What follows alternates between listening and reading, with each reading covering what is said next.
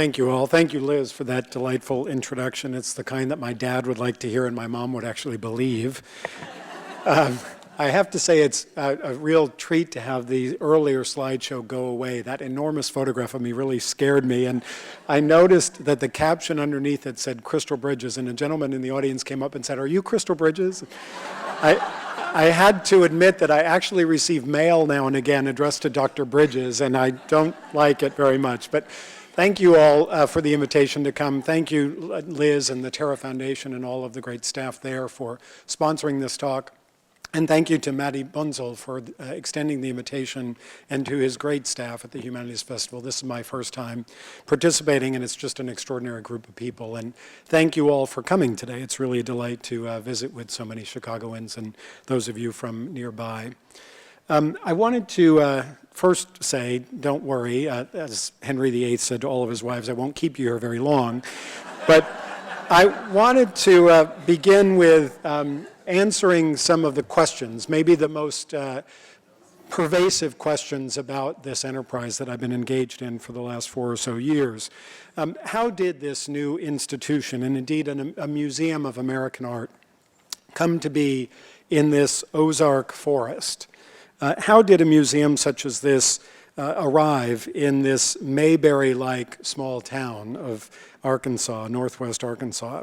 How did a museum settle in a part of the country not known for its high culture, some 1,500 miles from Los Angeles and thereabouts from New York, happily much closer to Chicago, by the way, but so far from the expected centers of visual art in this country? And on this particular piece of property, this 120-acre forest that was collected and passed down from generation to generation by this family. And indeed, how did this woman, Alice Walton, daughter of the founder of a very small store on the Bentonville Square in 1961, how did she become one of the most important patrons of American art in the 21st century? And I wanted to go through a little bit about the history of Alice Walton and her family that led her to become that patron and to have the vision to build Crystal Bridges Museum of American Art in Bentonville, Arkansas. And it indeed began with the story of Alice's childhood, growing up in Bentonville. Her parents, Sam and Helen Walton, had begun this store on the Bentonville Square. By the way, this facade still exists just as you see it. In fact, this image was taken not many months ago as a museum of the history of the store that came to be known as Walmart, the company, once the largest company in the world in one generation. But as Alice was growing up, her parents, Sam and Helen, would take her and her 3 brothers on family vacations. Often in the summer, they would pile in the car and drive to one or another of the national parks in this country. And as Alice tells it, as her brothers and her father were out fishing and hunting, her mother and she would set up their easels and bring their watercolor paints and paint the landscapes that they saw, these beautiful, dramatic, natural landscapes in the national parks. And these visits, these tours, these vacations instilled in Alice, I think, a number of very deeply rooted passions. 1, for the natural setting, for the beauty of the landscape of this country. 2, for the idea that art can embellish, can document, can represent, can be inspired by that landscape. And 3, as her father instilled in each of the children, I think very deeply, the story of America, the story of its history, the story of the American dream that, of course, they were then living or beginning to live. And these passions and these integrated passions between art and nature and the American story came to define Alice's young adulthood. And she tells the story that her very first acquisition of art took place in the Five and Dime, in this store. She saved for 5 weeks, quite a bit of discipline for a 10-year-old, 5 weeks her allowance to be able to afford to buy from her dad's store this postcard reproduction of Picasso's Blue Nude. And she still has it. It's something that she treasures because it represented something important for her, the idea that one makes sacrifices, one builds up a desire and then acquires a work of art for a particular meaning and purpose. So as Alice's understanding of art and nature and this real passion for American history developed, so too did her collecting enterprise. And as she entered her young adulthood, she began to study American history and through art understand more and more nuance about that history. And she will often say that American history, as deeply as she had studied it, never truly came to life until she understood American art. And she'll often comment that American history is seen in full color in American art, and that idea of the intersection between American history and American art is something deeply rooted in the meaning and the vision of Crystal Bridges. So her collection began to grow in its scale and in its sophistication and in the ways in which it told the story of American history. She began primarily with landscape painting, no surprise, collecting works of the 19th century primarily, just a couple of them here, and really began a rich engagement with that story of American history and the way in which American art parallels it and illustrates it. So eventually, of course, as happens with many passionate collectors, the collection that she built outstripped the walls of her house, and it was more than she could actually live with. And she began to think, I think around the early 1990s, about the ways in which this collection and her understanding of American history through this collection could be shared with a much broader public. And particularly children and families, children and parents raising those children in Northwest Arkansas, where she was raised, could have access to these great works of art and through them to a much richer story of American history if she could find a way to build and create a museum that could showcase these great works of art. So Alice then turned her attention, both in collecting and in her conversations with her family, to the idea of building, creating a museum of American art in Bentonville, the town that they were raised in, and began to seek out models for what kind of museum it would take to convey that message about American history, about the American story in such a place. And so in order to do that, Alice traveled really around the world looking at the built history of museums, looking at museums old and new, understanding both their architectural components, the way in which they integrated into their landscapes or their place, and the way in which they told the story of whatever collections they held. And as she was on those travels, she encountered this architect and this building, the Skirball Cultural Center in Los Angeles.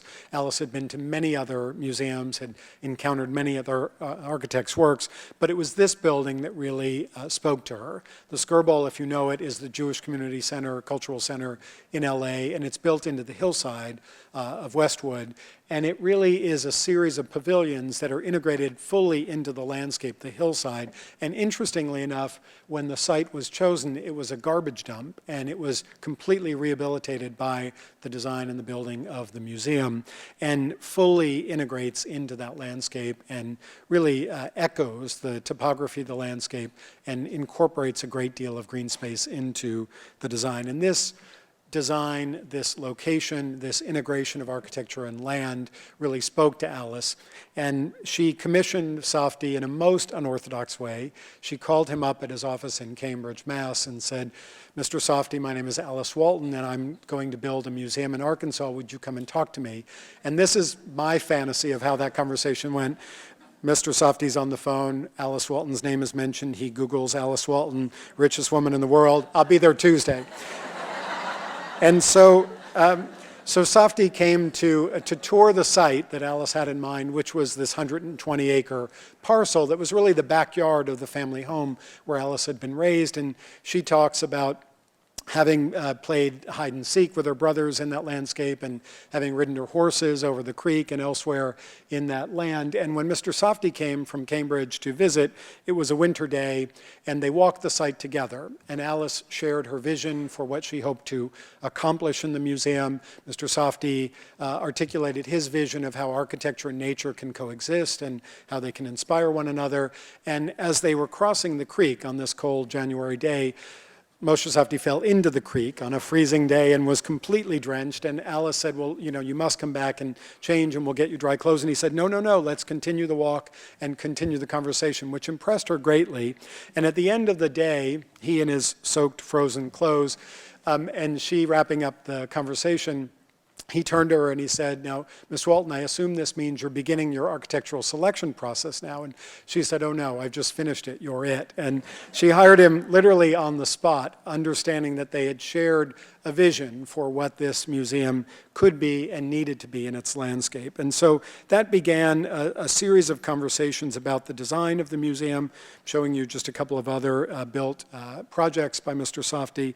And they came to agree on this napkin sketch, which illustrates a series of pavilions issuing around bodies of water that are created by that natural stream. The stream was only maybe 10 feet wide at its natural setting, but Safdie envisioned a series of bridges, suspension bridges that utilize suspension bridge construction techniques, under which would be built a series of dams, of weirs, a labyrinthine weir design that would dam the stream as it flowed from the spring down into the creek and create these much larger pools of water, these ponds around which the buildings would be situated. A kind of village of buildings, each of them, as you can see from the early design, echoing the landscape, the Ozark Hills, the kind of topography of the hillside, and indeed the coloration of these hillsides from brown to green, and lots of glass that would allow a visitor to the museum to take in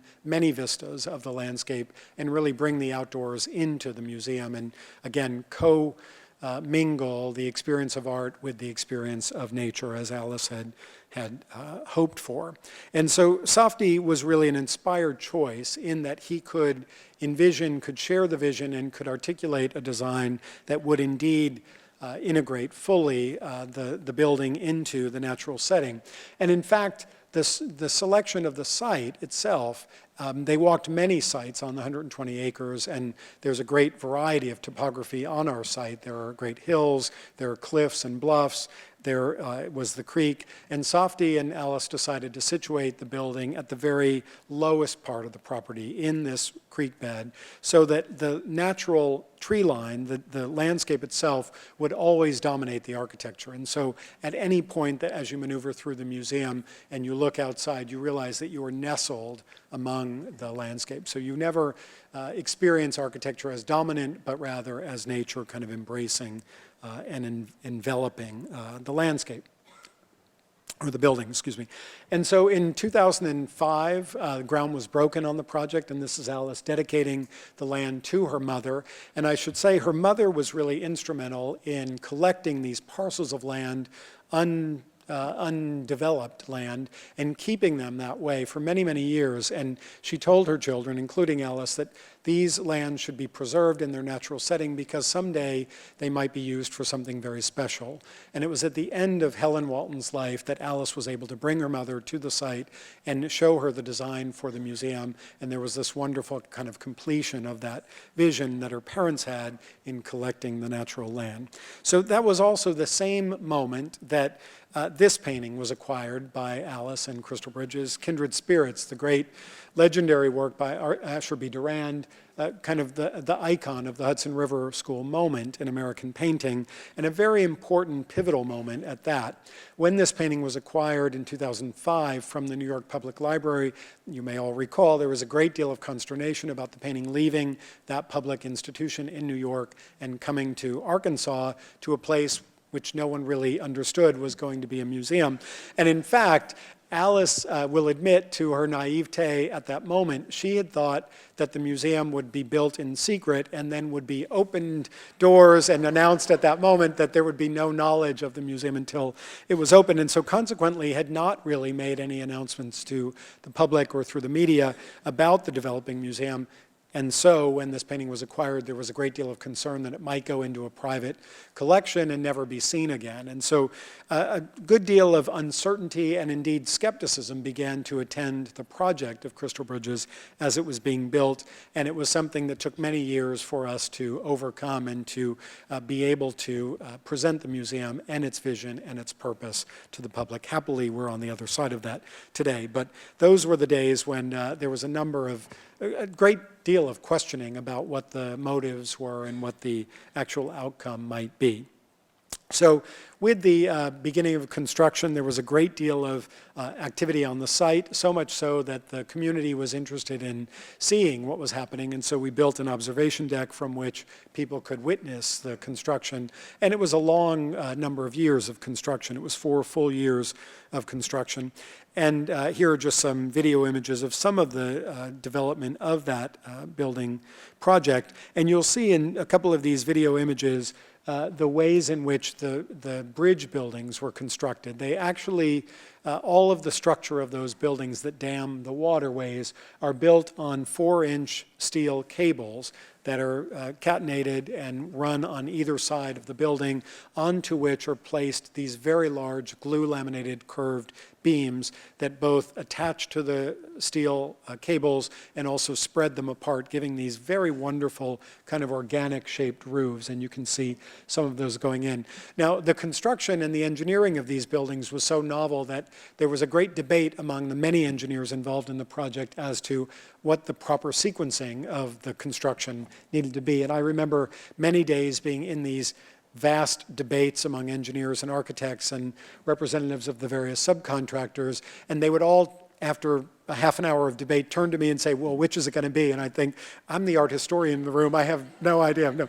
So we worked it all out, and happily, when we got the first bridge building under construction, it took about 6 months to build that first series of roof beams and to get all of the layers completed in satisfactory fashion. And what we learned from that then attended the second of the bridge buildings, which only took about 6 weeks. And by the time we got to the third, it felt like it took 6 days. But it was just a series of learnings that we all underwent and built quite successfully. Happily, the building has withstood very large numbers. Liz mentioned more than 1 million guests and many other challenges, from rain to tornadoes and all kinds of other things. So we're quite pleased with the results and the way in which the building serves the mission of the museum. Now, I'll speak a little bit later about the opening of the museum, but what I wanted to say also was about the collection, and I'll start to talk a little bit about the collection, and I'm only going to tease you with some tidbits from the collection and then invite you all to come visit and see what we've done for yourselves. But the collection was something that obviously began with Alice's own passion for collecting and the collection that she had built for herself, and then very quickly turned to both her hiring a staff, a curatorial staff and advisors, to begin to shape that collection toward the eventual opening of the museum. And so when we opened the museum, we borrowed, and we did borrow, about 90 works from Alice's private collection that went on view in our collection galleries, interspersed with works owned by the museum. And happily, all of those 90 works are promised gifts to the museum, which will come presumably at Alice's passing to the museum's collection. But when we backed the trucks up to Alice's home and began to denude her walls of all of these great works that she had lived with for some time, she was quite emotional about them departing. And I'll tell you one story about that. This wonderful painting by Alfred Maurer of the model Jean Blazy was a painting that Alice had first been shown about 15 years earlier. And she had been offered it, and she said, my goodness, look at this woman with her cigarette and the dead birds on her head, and she looks like she may have blood or lipstick dripping down her mouth. She said, I can't possibly imagine living with this character. And so she turned it down, and it was offered again, and she took a longer look at it and had studied up on the artist Maurer and decided she would take a chance and buy this painting. It's a great bravura painting, portrait. And so she bought the painting and lived with it. And in fact, the first time I met Alice at her home in Texas, it was hanging in her dining room. And I had the same kind of recoilment and said, you know, it's a tough picture to hang in a dining room. And she said, oh, no. I've lived with her for 10 years now. I understand this character. I know her. So when we borrowed the 90 works from her collection, it was this painting that was the hardest for her to let go. And Alice said, after once thinking I couldn't live with this character, now I'm not sure I can live without her. So I jokingly said, you know, at any point that Alice needs to move her bed and pillow into the galleries, we can do that. But She hasn't taken me up on that yet. But we opened with a collection presentation of some 500 works. We have a collection of about 2,400 works at this point. The collection is still very much in development and growing all the time, and really in a process of refinement now to augment, to fill gaps, to tell other alternative stories to the stories we're able to tell to date. You'll notice as we go through this series of videos that these are not naturally occurring scenes. This was the Department of Tourism for the state of Arkansas that kindly brought in models and photographed what they thought museum goers looked like. So you'll see the same people coming and going in every gallery and pretending to have conversations around works of art. But at any rate, this will at least give you a sense of some of the spaces in which we present our collection. We have about 60,000 square feet of exhibition space for our permanent collection and about 12,000 square feet for temporary exhibitions. And we mix things up regularly so that you always will see something new each time you come back to the museum. But you'll see the spaces themselves echo those shapes of the buildings that Safdie designed in harmony and sympathy with the landscape. Many of the roof lines are curved. You'll see the vistas that you get from each of the glass walls. And one of the things that I think is very magical about the design of the buildings and of the sequence of buildings is that after each gallery experience, when you're really internally focused, when you're looking at works of art, and the building that you're in is quite contained, you then have what I call a palette cleanser. You get a break between that building and the next building so that you're back in touch with the landscape. And it's a wonderful way to avoid what we all know of museum fatigue, where you've been through gallery after gallery after gallery and your feet are tired and your eyes are tired. You have this wonderful rhythm of interior space with the galleries and then a kind of respite with the natural setting again and a differently framed view of the landscape, both reminding you and orienting you to where you are, but again giving you that kind of respite from the gallery experience. So I want to walk you through just again a kind of highlights of the collection, and you'll notice something that these works that I've chosen for today have in common, probably halfway through what I show. But beginning with the colonial, and our collection spans, we like to say 5 centuries of American art. We begin with the 17th century and we go up through the 21st century. So about 1650, the earliest works in the collection, all the way up to 2013 and building. So we begin with some very early works, some colonial works. Among them, this group, these are 2 of a group of 6 family portraits of the Levy-Franks family, a very important early Jewish family in New York. And Alice likes to say that when she was studying American history, she didn't learn very much about the Jewish import in the American colonies, and she has subsequently studied a great deal about that period of our history and the particular impact and contributions of the Jewish families in that setting. And so this group of colonial portraits, thought to be the largest surviving group of a single family, there are 6 of them, marvelously depict the Levy-Frankses, 3 generations, and indeed their businesses. So you see ships in the background. They were a merchant family. In fact, one of their ships, it might even be this one, brought the Liberty Bell to this country. They were also instrumental in writing one of the letters of credit that financed the Revolutionary War. So they have an extraordinary import in that period of time, and it's a story in American history that is not necessarily well told in history books, let alone in museum settings. So it's a kind of hint at the way in which a 21st century museum such as ours can tell a much richer, a much more complex story of the history of this country than in traditional museum settings. Another great colonial painter, or shortly thereafter, John Singleton Copley. This work graces that first gallery of the museum. Wonderful portrait of Mrs. Atkinson. It's a wedding portrait just after this young lady married through an elevated marriage into a nice family in Boston. And this lady was known to be quite a lively young lady during her single days. And you might notice that she is entertaining her pet squirrel. It's a flying squirrel who's on a leash, and he has a very tight collar on, which might be a metaphor for her own marriage and the fact that she's settling down and doing no more flying. She too is wearing a tight collar, you might notice, a choker pearl necklace, so a nice little metaphor built in. A wonderful painting by Francis Guy, a street scene from Brooklyn. You might recognize some of the buildings that still are there under the Brooklyn Bridge. And it's a large painting, and it's a wonderful juxtaposition of a cityscape, a kind of genre scene, and this portrait of a community. And in fact, there is a contemporaneous wood engraving that we just recently acquired of this scene in which every one of the figures is identified by name and occupation. So it indeed is an actual document of the community. There are some wonderful, funny things that are happening. There's a fellow who slipped on the ice, and one of his compatriots is laughing at him, and dogs barking, and all kinds of activities that you might experience in 1820s Brooklyn. This marvelous painting by Thomas Cole is a work that we lent recently to Paris and to Atlanta, thanks to our partnership with the Terra Foundation, the Louvre Museum, and the High Museum. It's thought to be Thomas Cole's last painting before he died unexpectedly at the age of 47.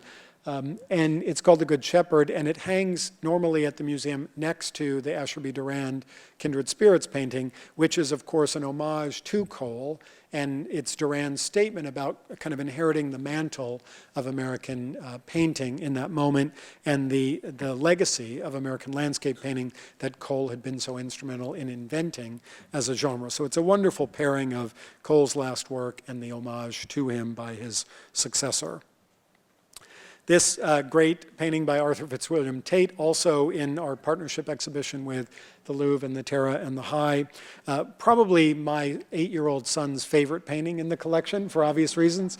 But it's a wonderful painting called A Tight Fix. And you may know that Tate was kind of a character in his day and touted the idea that he had actually witnessed this scene and painted it from life, which all of the critics disbelieved, and there was a great deal of debate about whether this could have possibly been witnessed or not. But it was a celebrated image, so much so that Currier and Ives made prints from it, and there were poems written about it. There is a great poem that ends with a stanza that I will try to recite for you that says, against the rock with greatest strength, he held her out at arm's length.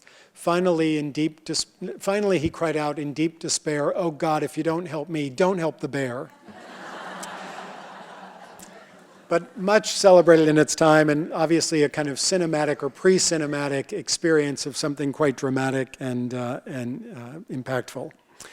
A wonderful series of 16 works by Martin Johnson Heed. These are known as the Gems of Brazil, and you may know that Heed had intended these to be kind of his retirement fund. He had gone to Brazil several times and documented the exotic flora and fauna that he found there, and came back and brought these wonderful painted examples of butterflies and orchids and hummingbirds back to the States and ultimately to London, where he intended to publish them by subscription, a bit like Audubon had done, and to sell them and make his fortune by virtue of these images. Unfortunately, even after the subscription had been announced and people had begun to buy or pre-subscribe to the series, the printers decided that they couldn't possibly match the iridescent colors of these prints, and the entire project was scrapped. And so these paintings, which were legendary and known to exist, went into storage, I guess, or into a closet, and they weren't ever seen publicly. And so we're very fortunate to have 16 of these works on view now, really assembled for the first time on public view. It's quite exciting to have them. And I think by now you probably have recognized that I was trying to be in line with the theme of the festival with my animal pictures. So these are two Singerie pictures, as they're known, anthropomorphized animals by the Beard brothers, James and William Beard. Both happened to paint most of their careers devoted to these Singerie pictures in which animals take on human roles and tell some sort of morality or social story. On the left, It's Queer, Isn't It?, is clearly a commentary on Darwinism, which was a new subject at the time. And on the right, his brother William's painting called School Rules, which, if you look closely, each of the animals representing a student in the school is reverting to his or her natural settings, or natural inclinations. So the hog is spilling and making a mess on the floor, and the fox is cheating. He's got notes in his hand, and they're doing what we would expect animals to do. I think it's the precursor to that song that is in my head from my 8-year-old, What Did the Fox Say? That's everywhere on the internet today. Wonderful portrait by Thomas Eakins of his professor Benjamin Rand, his chemistry professor and a great friend to Eakins, which was, I hate to say it this way, but our consolation prize when Crystal Bridges attempted to buy the great Eakins painting of the Gross Clinic from the Jefferson Medical College in Philadelphia when it was on the market. And the Philadelphia museums, the Philadelphia Museum of Art and the Pennsylvania Academy rallied to raise the funds to keep that great painting in Philadelphia. This was the other great painting that the Jefferson College owned, and we were able to acquire. It's quite a nice consolation prize, an extraordinary portrait of the professor, and a wonderfully rich portrait in the attributes of the man. So on the left side of the desk, you can see all of the man of science attributes that you would expect of a professor and a scientist. And on the right side, both that he's petting his cat and he's not looking at us, but reading perhaps to the cat, and the accoutrement of a night out, probably with his wife, with a shawl and this and that. Really a wonderfully balanced portrait of an individual in his professional life and his personal life. Moving quickly into the 20th century, works by Kuniyoshi, a wonderful painting called Little Joe, which kind of creates a landscape out of the form of the animal being depicted. Wonderful work by Will Barnett, an artist we just recently lost at the age of 100. An early family portrait of Barnett's wife and his 3 sons. And I'm not sure what the boy on the right is doing to that cat, but I don't think the cat's very happy about it. And all the way into the contemporary realm, wonderful large-scale watercolor work by Walton Ford, a young artist who's still very much at work. Ford depicts primarily animals and landscapes, or animals in landscapes, that evoke a kind of 19th century naturalist or natural history specimen style. And he in fact often ages the watercolor sheets so that they look like they may in fact be artifacts of an earlier time, but they often have metaphorical allusions to our own place and time. This work called The Island is an image of many thylacines, which are Tasmanian foxes, they were known as, and they went extinct in the 1930s or 40s when the farmers, sheep herders of that region believed that they were killing their sheep and they hunted them into extinction. And so it's a wonderful image of these thylacines kind of piling on one another, creating an artificial island that is undoubtedly sinking, and one of the sheep here on the lower right is escaping from the sinking ship, so to speak.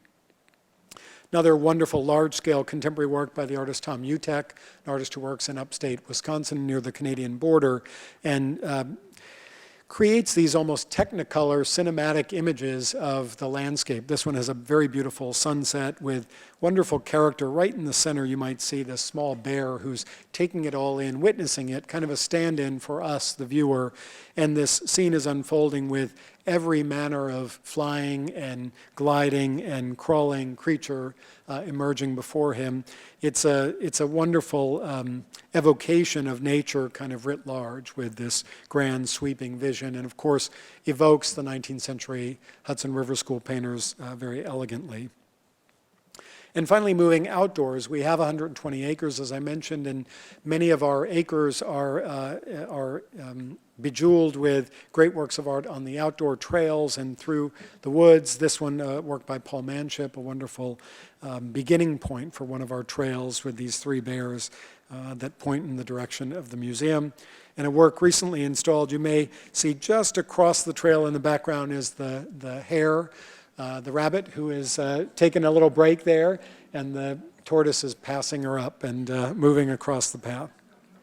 So that's just a tip of the iceberg for the collection, but the collection spans both 5 centuries, but many styles, many approaches, but often linked in some way to the natural setting, to the idea of art and nature, and the way in which through every generation in our history, artists have responded to, have documented, have been inspired by nature, and that's something that we hold very dear to at the museum. So we opened the museum on 11/11/11, November 11th, 2011, a very memorable day. And since that time, we've been delighted by the response and the results of the museum. And I just want to run through quickly what some of those responses have been. First and foremost, the visitation, as Liz mentioned, has been phenomenal. I was often put on the spot before we opened the museum to predict how many visitors would come to the museum, and it was very difficult to do so. I was very hesitant to do so, but finally we settled on the number 150,000, which I thought was wildly ambitious, and many people thought I was a little bit crazy to think that that number of people would come to a town of 40,000 people that had no reputation as a cultural center. And I'm happy to report that we had 656,000 the first year, so we exceeded that by fourfold. It required a good deal of adjustment to our plans because we nowhere never expected that many people, so we had to adjust things like parking and shuttling and add seats in our restaurant and republish our catalog 4 times and things like that, but all good problems to have and those that we were able to manage. And of that group of 656,000, we were very encouraged to note that about 2/3 of that number came from our own state, from our own region, and another 20-some% or so came from the touch states that surround us. So the mission of the museum to really serve a population, a region that had not been served by a cultural institution, we feel very good about. And happily, the museum had developed a kind of reputation and a great deal of visibility such that people came from other places as well. And we're always delighted to welcome groups and individuals from all over this country and indeed from elsewhere in the world. But another most important aspect has been the level of engagement of those visitors, that folks coming to the museum have actually participated both in the programs of the museum, the educational offerings, they read, they listen to audio tours, they're very much spending time with the works of art, and that is something that is much more fulfilling to us than the sheer number and volume of folks that are coming. So we're delighted with that. The participation levels in our own community are extraordinarily high, both in terms of those coming to the museum, repeat visits, family engagement, but also in terms of volunteerism. We have more than 1,000 volunteers working at the museum in a variety of capacities. We have a membership program of some 7,500 families, and if you look at that as a percentage of our community, it's well beyond any other museum in the country, and also the way in which people participate in the programs that we offer, from lectures to classes, lifelong learning experiences, and it's been a great outpouring of, or a great statement, I guess, about the eagerness and the hunger for the museum and its possibilities at the museum. The other impacts that I want to just mention are the way in which the museum has begun to foster kind of economic development and cultural tourism in the region.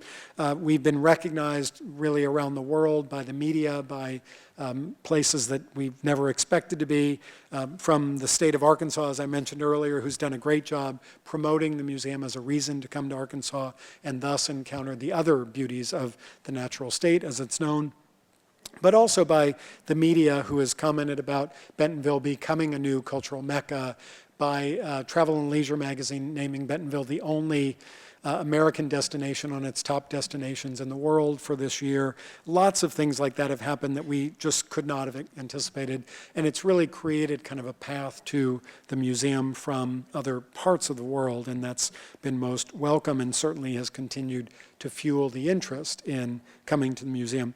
The other things that have happened kind of as a byproduct of all of this activity have been the activation of our neighborhood, so to speak, from the downtown square, which we're adjacent to, where all manner of activities are happening, from farmers markets to family festivals in the evenings to something like 10 new restaurants that have located around the square and in downtown Bentonville, coffee shops, art supply stores, galleries, and just quite recently in the last 6 months, a brand new hotel, a boutique hotel called 21C that has as their theme contemporary art. So the hotel is fully outfitted with a great collection of contemporary art that changes and rotates, and it's a wonderful addition right at the foot of the museum's property. So wonderful way to, when you visit, to stay and be able to walk to the museum.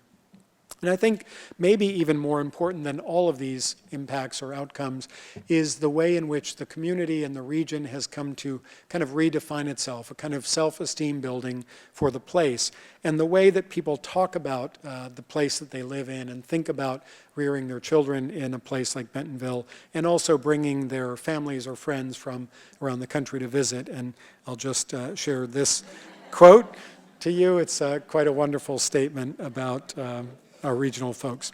So I just wanted to say a word or two about what's next for the museum. We're now all of 2 years of age. Next week we'll be celebrating our second anniversary. And we're not stopping here. We have great ambition and great opportunities ahead, and some of them I'll share with you that are either in the works or underway. I've mentioned a couple of times our wonderful 4-year partnership with the Terra Foundation, the High Museum in Atlanta, and the Louvre Museum in Paris. This is an installation shot from the recent exhibition at the Louvre.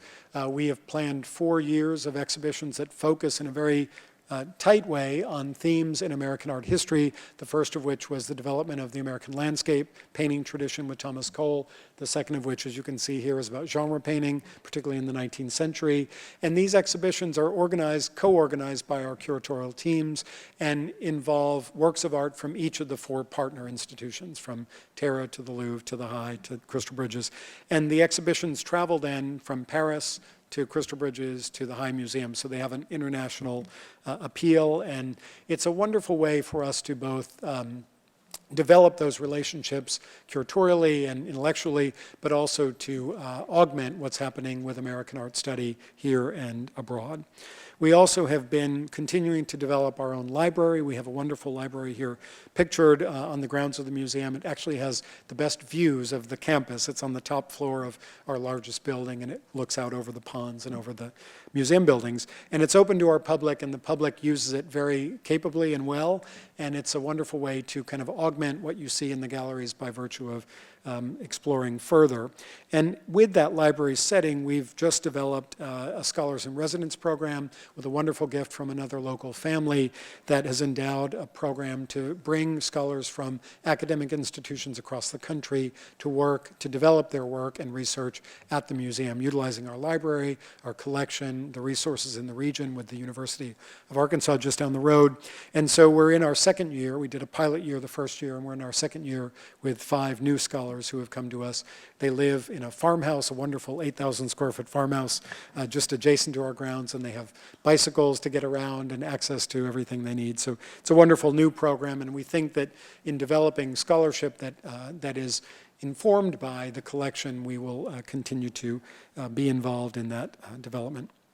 And then the last thing I want to mention is one of the reasons I've been in Illinois and this part of the country for the last several days is that we are developing a very large exhibition for next year that will travel internationally, which focuses on contemporary American art and is in some ways, I don't want to overstate this, but a kind of alternative to the Whitney Biennial, if you will. So the Whitney Biennial for the last 70-some years has been the place to go to see what's happening in contemporary American art. But if you've been to those exhibitions, they have become increasingly difficult for the general public to access. They tend to be very narrowly focused and tend to be quite hermetic in terms of the works of art that they're showing. And I think that it's precipitated, or at least is a symptom of a kind of distancing of contemporary art from the general public as a means of communication and issue development. And so we are organizing a very large exhibition of contemporary American practices, particularly focused on artists who are I would say generous with the public. That is to say, they intend to communicate through their work about contemporary issues, about the ideas that are in the air today, and about their lives and all of our lives. And so we're looking for works of art that are maybe more accessible or more powerful in the way that they communicate, engaged with ideas and issues and in the world. And to do this project, I and a curatorial colleague are spending about 8 months on the road, going to about 1,000 studios around the country of artists that are not yet known on the national scene. So we've been in small towns and big cities. I'm spending the next several days in Chicago going to studios. And we intend to kind of relaunch the idea of contemporary art on the national stage at the museum next year, and then send that part of that exhibition with part of our historic collection abroad, to China, to Brazil, to Europe, and to tell the story of American art past and present, and that kind of continuing story of the ways in which American art has always talked about the place and time in which it was made, has always engaged with issues that society has been dealing with, and has always been kind of at the forefront of both inspiring or challenging us to look at issues in new ways. And we hope to be able to present that exhibition next year and then in the years subsequent on the international front. So It's going to be another great, ambitious project and a large-scale one, and we hope to have lots of fun engagement with our visitors next year and beyond. And lastly, I just want to say that I hope all of you will have an occasion to visit Crystal Bridges, and I look forward to welcoming you there. Thanks so much. I am happy to try to answer any of your questions, and I think there's a mic here that can rove to you. Are there any tours from Chicago or the Midwest that are going to be going there? None that we're planning, but many, many, many times our colleague institutions have planned travel trips to Crystal Bridges, and often what they'll do is develop an itinerary that has a group coming to Bentonville to see Crystal Bridges and then adding on a trip to, say, Tulsa to see the Philbrook or the Gilcrease Museum. There are a number of museums around within driving distance. I don't know of any that are currently on the books, but I would check with your local institutions, maybe the Art Institute or the SMART, or I'm not sure which, but many, we've had 970 museum groups come so far, so I'm sure there are many in the works. I'm wondering, what are some of the qualifications you seek to find in artists who have more accessible works of art in this new project you wanted to rival the biennial, and create a more open environment through these more generous works of art? What are some of the strategies that artists are employing? When you look at a work of art, or when you're seeing a presentation of a work of art, what do you see that is more generous to the public and less exclusionary?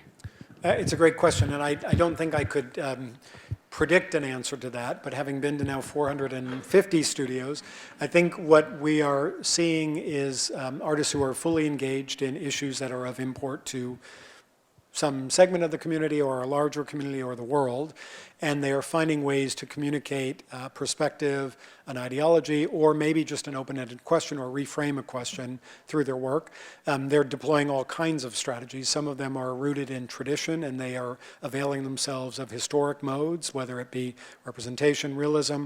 Some are not, of course. Some are using very different strategies. Some are using technology in new ways to kind of foster that kind of engagement with the public. And some are developing, as many of you will know, entirely new art forms that I wasn't particularly aware of until I ventured out on this journey. Social practitioners who are out in communities actually doing work that does not look like object making, but is actually engaging in a community to do things. So there are a whole host of ways, and what our project intends to do is to kind of showcase the variety of ways in which artists are engaging, both with an audience, but also with issues that are of importance to them. Do you have a date that you've set or that you're aiming for that exhibition? We do. The exhibition will open at Crystal Bridges next September and will run from September through the beginning of January 2015. And we do not yet have dates for the international tour, but we expect that it'll start in 2016. So by all means, next fall is a great time to come. Fall is quite beautiful. I think you've kind of answered one of my questions.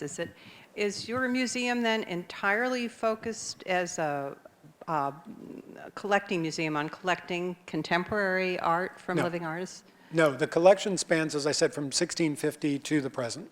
So we have 5 centuries of American art. Then I also wondered, what's happened to the Terra collection? Well, I think the expert is right in the front row, so maybe you'll see Liz Glassman afterwards. I know that it's lent around the world to major exhibitions as Terra is involved in them, but I can't tell you more than that, and I know Liz can. Art Basel is about to happen in Miami in a month. Is that the kind of thing that you might find, or do you go there? Do you find things at exhibits like Art Basel? We do. I have gone to Art Basel since it began in 2001.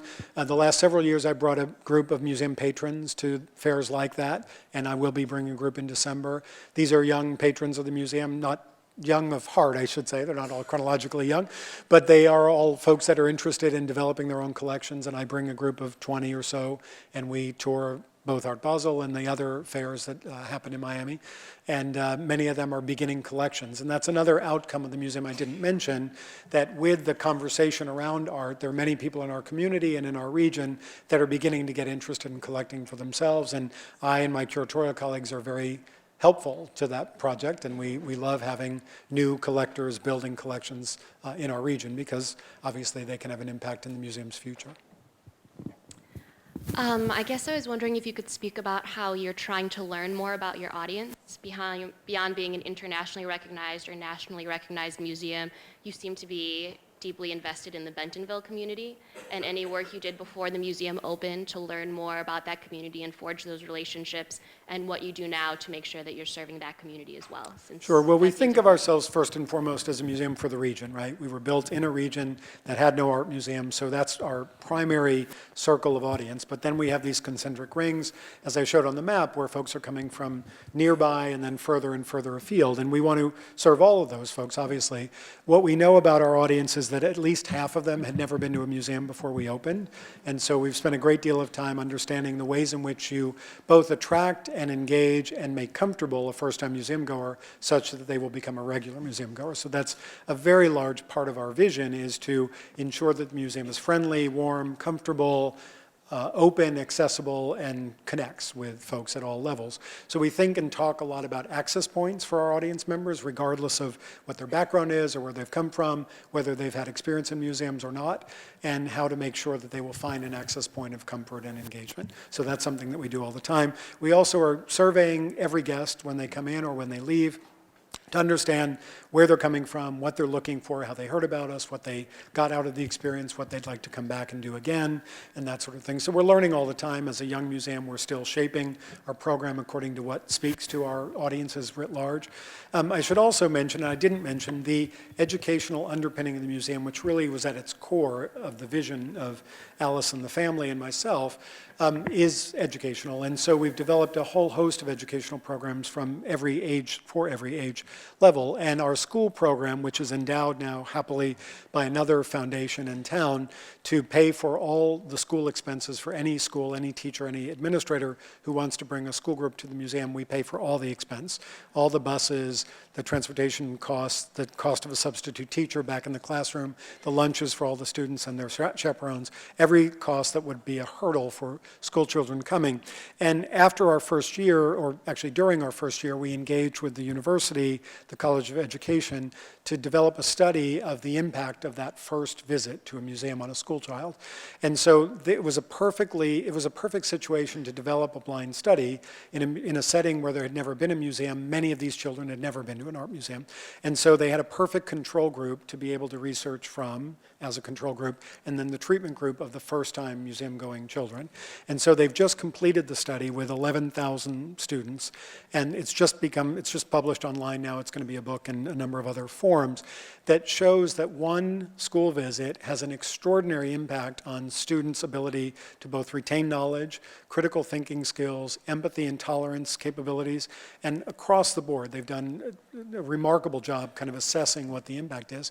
And all of us in the museum world have always focused on long-term engagement with, feeling that students had to come again and again and again, which of course deepens that experience. But even one visit has a tremendous impact. And what they've found is that the impact is even greater if the students come from a minority background, from an underprivileged or underserved school or district or rural school. And there's an extraordinary power in that in terms of educational philosophy and policy making, and we hope to share that study nationally, internationally. So we're doing a lot to understand the impact. I think our time is up, so thank you very much. Thank you all very much.